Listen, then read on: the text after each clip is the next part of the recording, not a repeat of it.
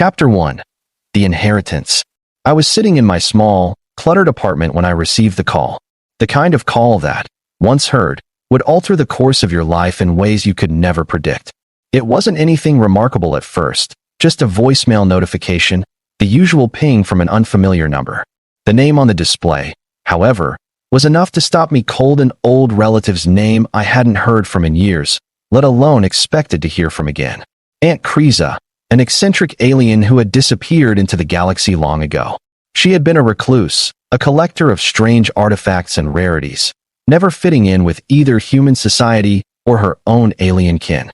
A bit of an outcast, a bit of a maverick, and, as far as I knew, one of the few members of my family who had spent more time in space than on Earth. Her disappearance had been sudden, leaving nothing behind but a few scattered rumors and a strange assortment of items in her old estate. No one knew where she'd gone, or if she was even alive. The messages, however, that had slowly trickled in from her distant past now felt like cryptic breadcrumbs, with no real resolution to any of them. But there it was, her name, on the screen, somehow a distant memory now resurfacing. It was as if a piece of my childhood, one that I had buried under the weight of everyday adult responsibilities, had suddenly been tossed back into my life, without warning. I hesitated before opening the voicemail. My thumb hovered over the screen as the moment of anticipation stretched. Finally, I pressed the play button, the digital voice message coming through loud and clear, as if Aunt Kriza herself were speaking directly into my ear. "Hello, Augustus," the voice began, a smooth, otherworldly tone that was unmistakably her. Despite the years that had passed, I could still hear the faint echo of the strange accent she had picked up during her travels across galaxies. "I know it's been a while since we've spoken, and truth be told, I've been meaning to get in touch with you for quite some time. I've made arrangements. Well, arrangements that should be waiting for you now. I'm sure you're wondering where I am, and why I'm reaching out now. That's a story for another time. What matters is this. I'm leaving you something that I hope will serve you well, something that could change the course of your life if you choose to accept it." Her voice paused for a moment, the next words coming slower, more deliberate. "I have left you my ship. The Nazarath, Augustus. Yes, my legendary starship. The one I've kept hidden for so long. You'll find it where we used to visit together, in the old warehouse at the outskirts of Faber's Field. But know this, it is not in the condition it once was. It is broken, damaged beyond what anyone might expect. But it is yours now. If you're willing to take the challenge, to rebuild and find your way through this strange inheritance, then I believe you will learn something far beyond your understanding. It's time you discovered what it truly means to be part of this strange family. I'll leave you with that. I'll leave you with the ship, and with whatever legacy I've left behind. The rest, as always, is up to you." The message ended with a soft click, the eerie silence of her departure hanging in the air long after the last word had faded. I sat there, staring at my phone, trying to process what I had just heard. The Nazarath. Her ship. The legendary ship that I'd only heard about in stories as a child. The one that Aunt Kriza had spoken of with such awe, the one she had disappeared with so many years ago. It had become the stuff of family legend, one of those fantastical tales that you grow up with, but never really believe in something too far-fetched to be true. And now, here I was, listening to a message from beyond the grave, telling me that I was the new owner of that very same ship. The question that lingered was simple. Why me? Why had Aunt Kriza left it to me? And if she had, why the cryptic warning that it was broken? What could it possibly mean to inherit something so powerful, so unique, but with the added burden of its disrepair? I couldn't fathom the reality of it at first. The idea of a starship, let alone one so legendary, felt out of place in my life. I was just a guy working a regular job, trying to make ends meet, living in a tiny, second-rate apartment on the edge of town. The galaxy was out there, sure, but it was the stuff of movies, not something I ever thought would touch my life. Yet here it was. Reality slapping me in the face with the implications of a message from my eccentric, spacefaring aunt.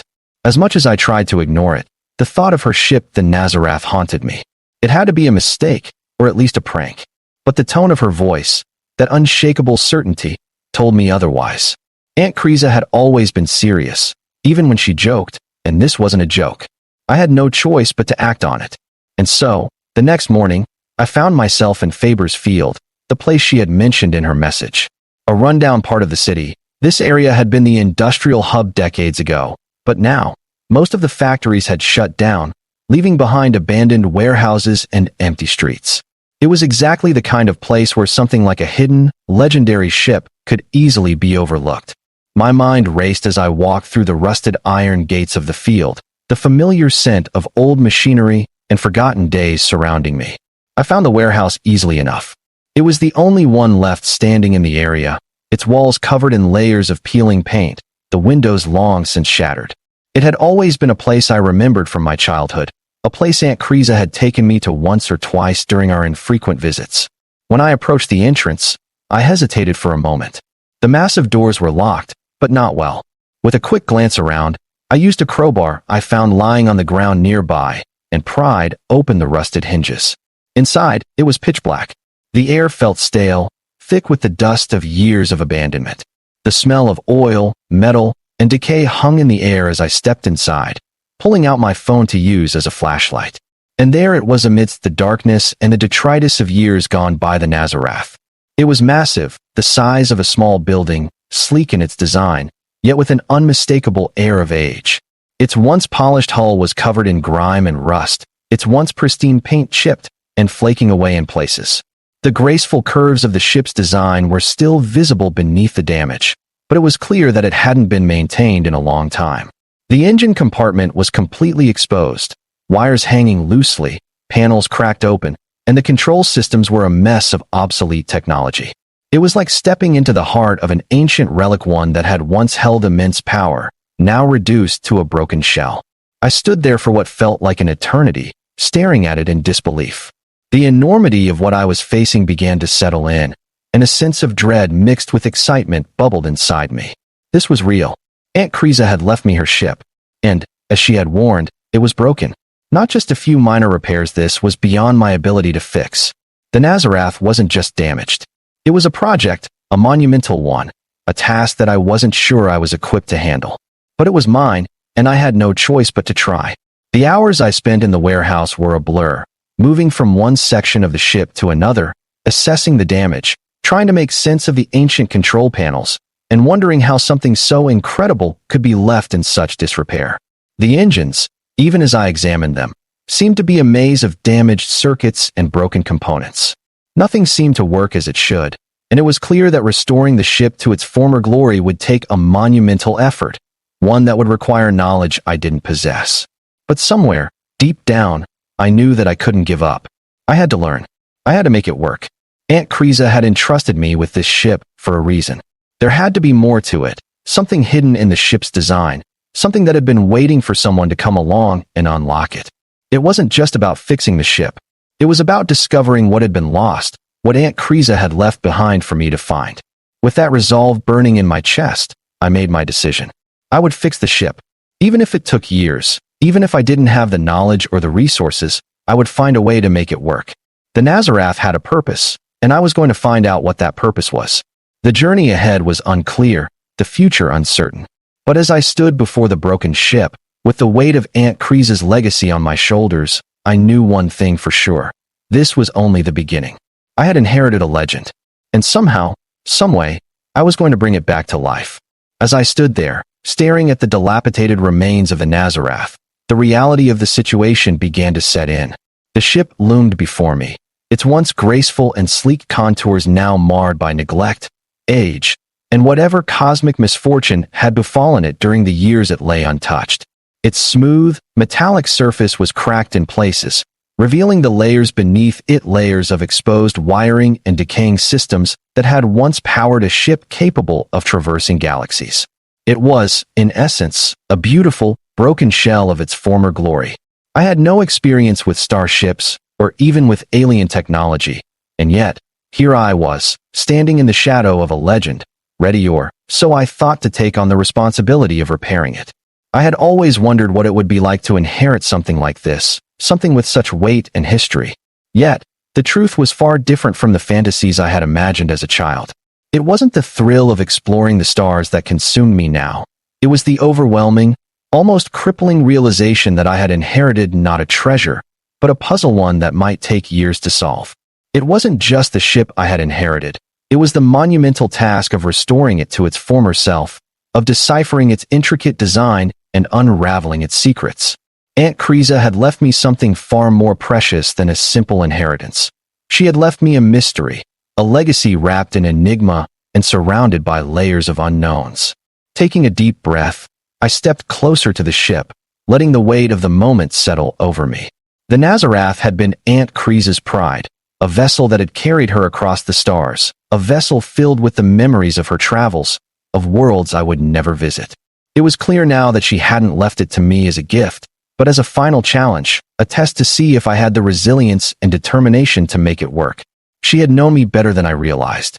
If she had wanted to give me something simple, something that I could easily understand or use, she would have left me a keepsake, a trinket from her travels. But no, she had left me this ship, this immense, broken relic, knowing that I would have to fight for it. The first step was obvious. I needed to learn. I didn't know where to start, but I knew that I couldn't just stand there staring at it. There were hundreds of details to figure out, systems I had no knowledge of, alien technology that was beyond my comprehension. The control panels were unlike anything I had seen before, a mix of glowing lights, alien symbols, and circuits that buzzed softly when touched.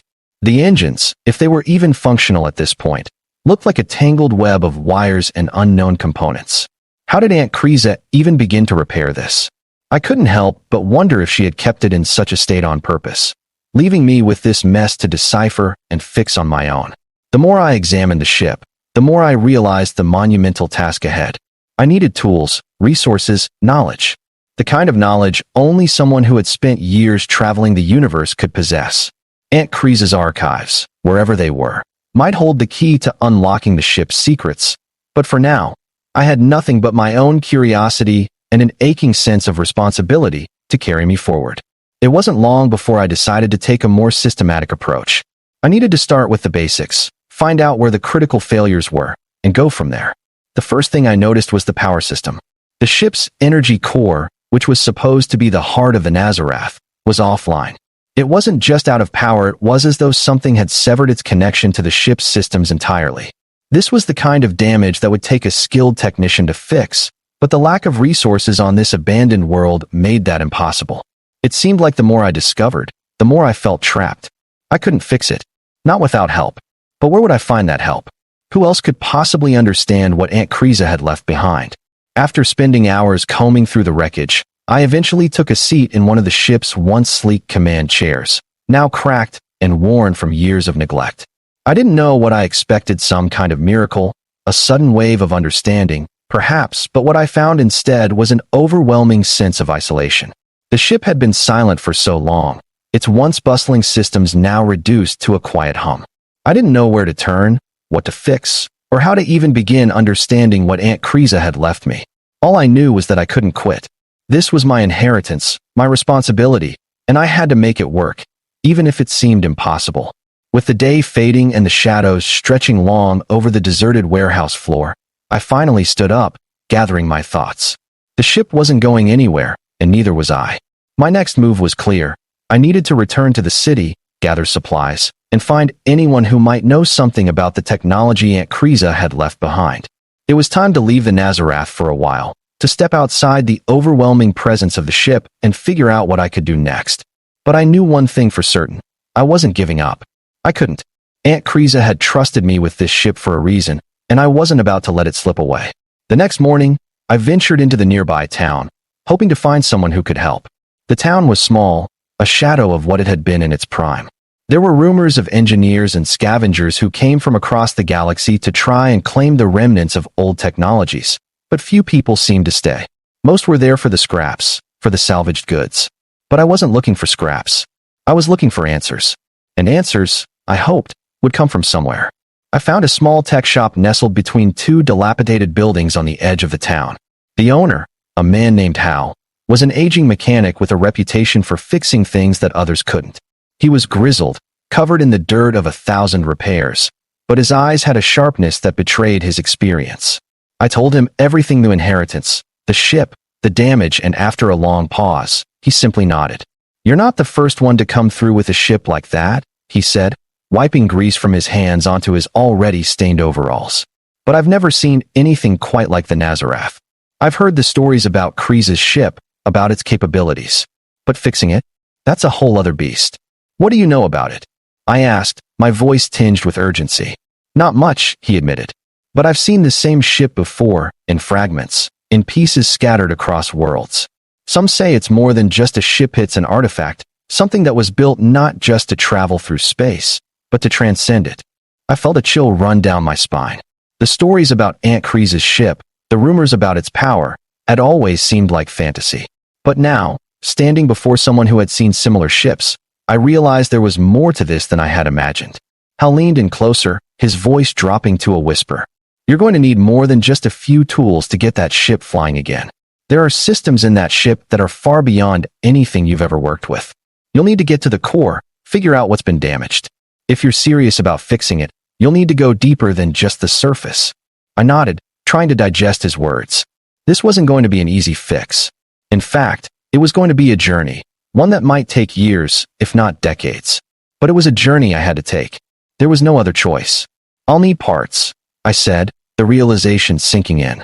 Do you have any idea where I can get what I need? Hal gave me a small grin. You'll have to head to the Outer Rim for that. There are scrap yards there that deal in ships like yours. They might have what you need, if you're willing to trade for it. And so, with that information, I had my next step. I was going to have to leave the town, venture into the outer reaches of space, and find the parts one needed. The Nazarath wouldn't fix itself, and if I was to honor Aunt Kreese's legacy, I had no choice but to embark on this daunting journey. The day I left the town, my mind was filled with 1,000 questions. The Nazarath was no ordinary ship, it was a key to something far larger, something I hadn't yet begun to understand. But I was ready. Whatever lay ahead, I would face it, one step at a time. After all, this wasn't just about fixing a ship. This was about uncovering a legacy, and it was a legacy I was determined to see through. Chapter 2. Into the Unknown. The journey to the Outer Rim was as strange as it was dangerous. With limited resources and only the most rudimentary knowledge of starship repairs, I relied heavily on the information I had gathered from Hal and a few other contacts along the way. They had warned me that the Outer Rim was a lawless place, filled with scavengers, smugglers, and all manner of unsavory characters. It wasn't a place for the faint of heart, and I knew that the dangers I would face were nothing compared to the ones I had already encountered. The route to the scrapyards took me through remote systems, many of which had been abandoned or forgotten by most of the galaxy. It was a lonely journey, one that tested both my patience and my resolve. The Nazarath still sat at the back of my mind, an unfinished puzzle waiting for the right pieces to fall into place. But I had to stay focused. The parts one needed were out there somewhere, scattered across the forgotten corners of the universe. By the time I reached the scrapyard on the edge of the Outer Rim, I was exhausted, my resources stretched thin. The scrapyard itself was a massive field of abandoned ships and broken technology, a junkyard on a galactic scale. Old starships, some recognizable, others unidentifiable, lay scattered across the landscape, their hulls rusted and decaying under the harsh light of distant stars. The air was thick with the smell of oil, metal, and dust. It was a graveyard for ships and for dreams. I stood at the entrance, looking out over the wasteland of discarded technology. I had no idea where to begin, but somewhere, buried beneath the rubble, was the key to repairing the Nazarath, and I was determined to find it. The search began. The scrapyard was vast, its boundaries blurred by the horizon stretching out in every direction, a sprawling mess of metal carcasses, broken engines, and decaying ship parts. A strange silence enveloped the place, save for the distant hum of processing machines and the occasional clank of metal falling from one pile to another. The air was thick with the metallic smell of rust and fuel, a smell that seemed to permeate everything, sticking to my skin and clothing. As I stepped further into the junkyard, my boots crunching over the uneven ground, I couldn't help but feel a slight sense of awe. It was like a graveyard for civilizations, a place where once proud ships and their crews had come to an untimely end.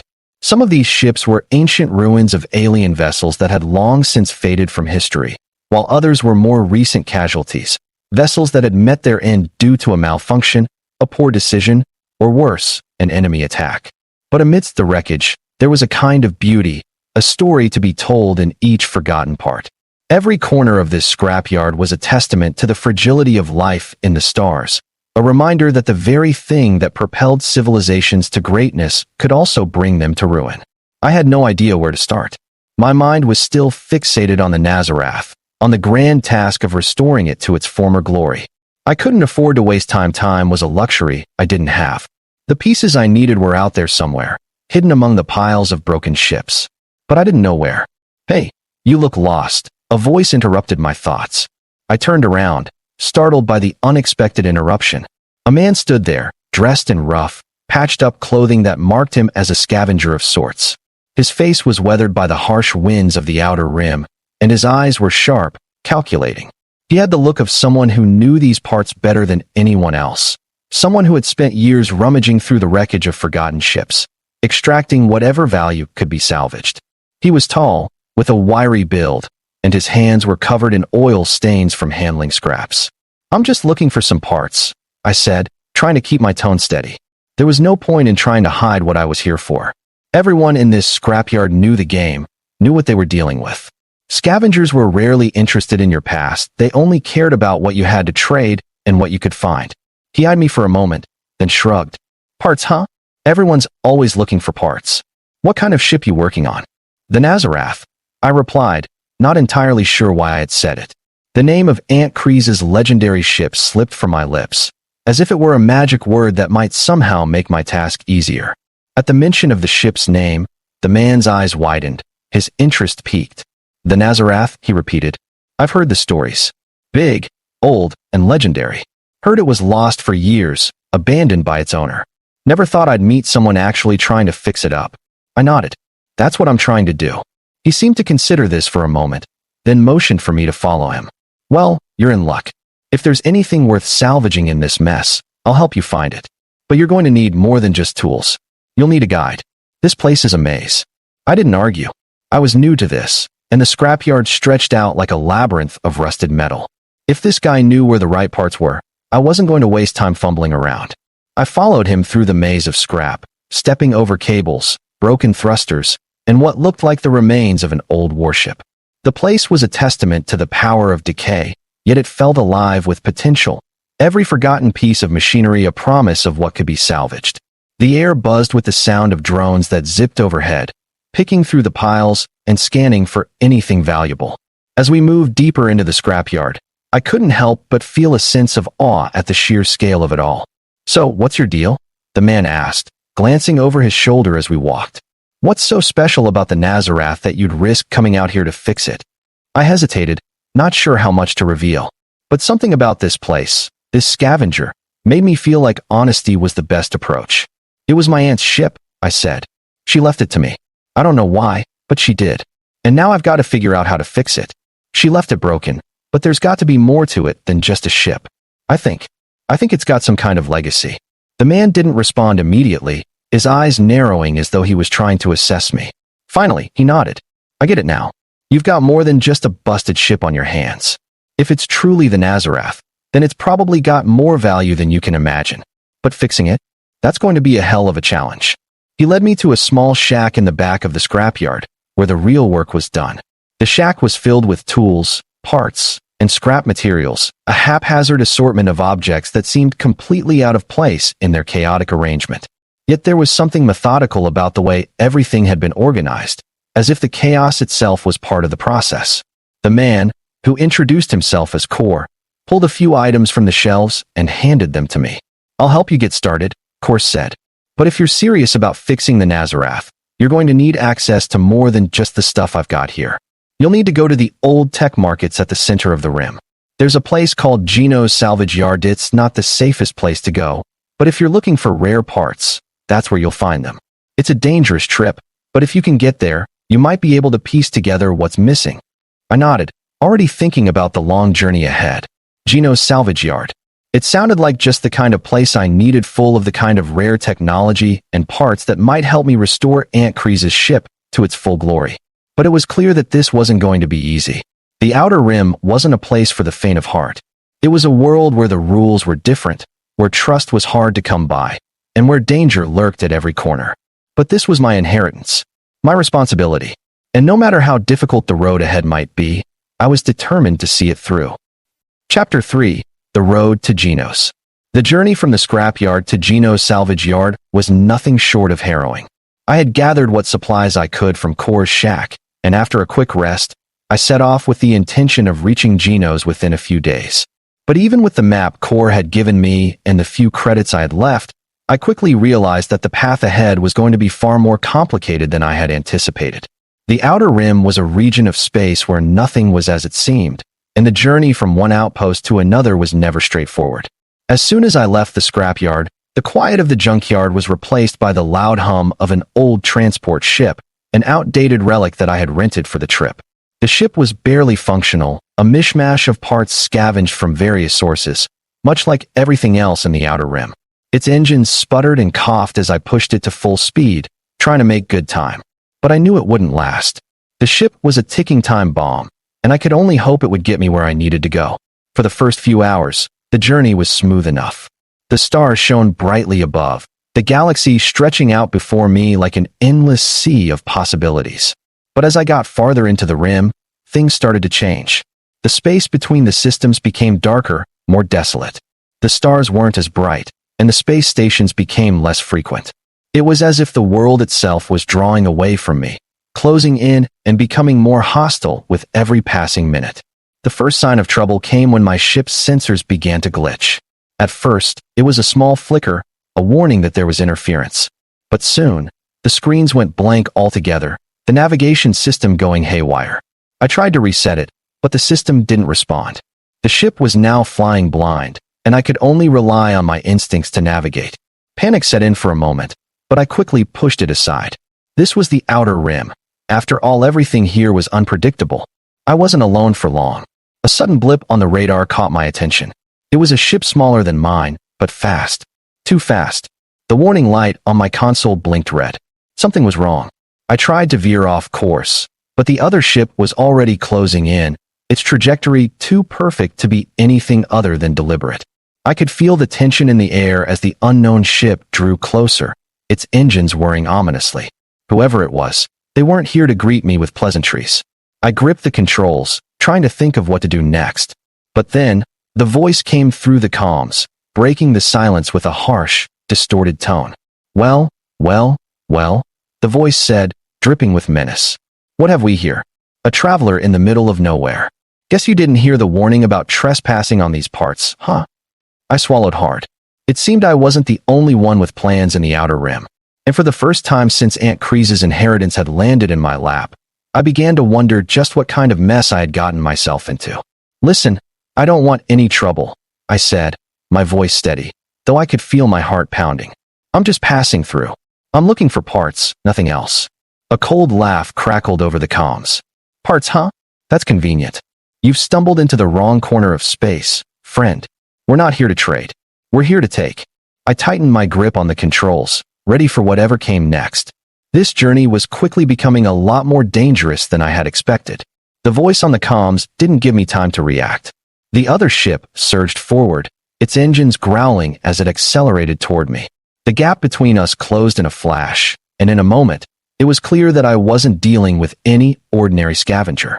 Whoever these people were, they were skilled and fast. They had known I was coming before I even entered their territory, and now I was about to find out exactly how they operated. My heart pounded in my chest as I tried to push my ship harder, but the ancient vessel groaned in protest, its engines sputtering as it struggled to maintain speed. The ship's hull was not designed for quick escapes. It was too old, too broken to outrun anything, let alone a ship that was obviously built for combat. I needed to think, to come up with a plan. But my options were limited, and the cold reality set in quickly.